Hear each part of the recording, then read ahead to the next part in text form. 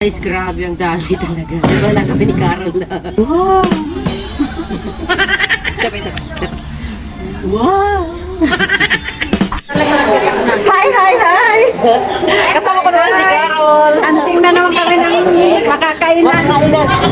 Sunday na naman at muli naman kami magkasama ng aking kaibigan para maghanap ng mga pagkaing Pinoy dito sa Hong Kong.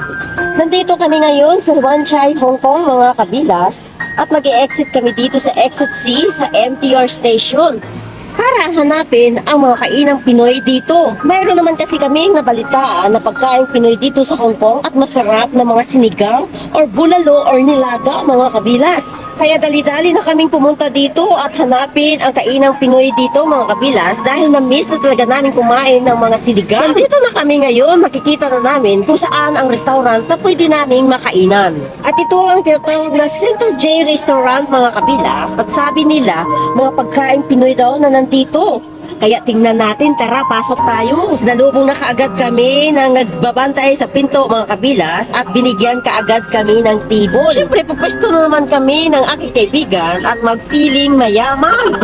Agad na kami pumwesto sa aming lamisa at tumingin na kaagad ng menu nila. Nang sa ganon ay makapili at matingnan na rin namin ang presyo. At alam niyo ba, mga kabilas, na puro pala pagkain Pinoy yung nandito. Meron silang mga nilagang baboy, nilagang baka, or bulalo, mga kabilas, or crispy pata. Nako, nandito pa yung dinuguan nila. Halos lahat naman ng pagkain Pinoy, mga kabilas, ay nandito talaga.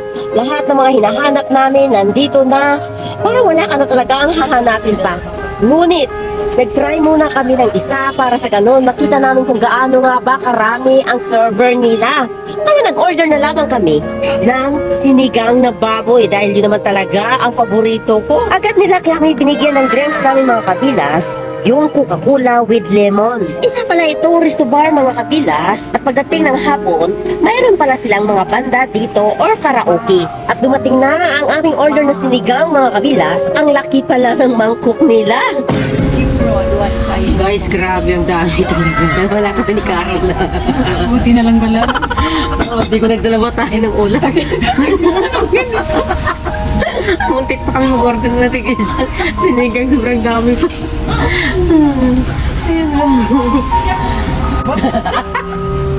Ito na yung kanin namin. Hindi na kami kakain bukas. Ang dalawang araw. Buti na lang pala at isang ulam lang ang in-order naming dalawa dahil napakarami pala at napakalaki ng mangkok nila, mga kabilas. Eh dapat pala talaga pag bago ka pa lang, mag-try ka muna sa isa. Kasi sa ganun, kung makikita mo talaga ang resulta, kung yun ba malaki o marami, mga kabilas, pwede ka naman kasi mag-order sa susunod pa kapag kinulang ka pa. Ito yung mga panlasang Pinoy talaga ang hinahanap ko. Yung lasang sinigang talaga ng mga Pilipino, mga kabilas. Ang sarap talaga. Parang feeling ko tuloy ang sasarap ng mga pagkain dito, lalo siguro yung mga bulalo nila. O di kaya mga iba't ibang uri ng mga Pilipinong pagkain dito, mga kabilas. Dahil halos lahat ng mga pagkain, meron sila. Meron nga sila dito mga adobong manok, adobong baboy, or meron din sila dito mga seafood. Wow!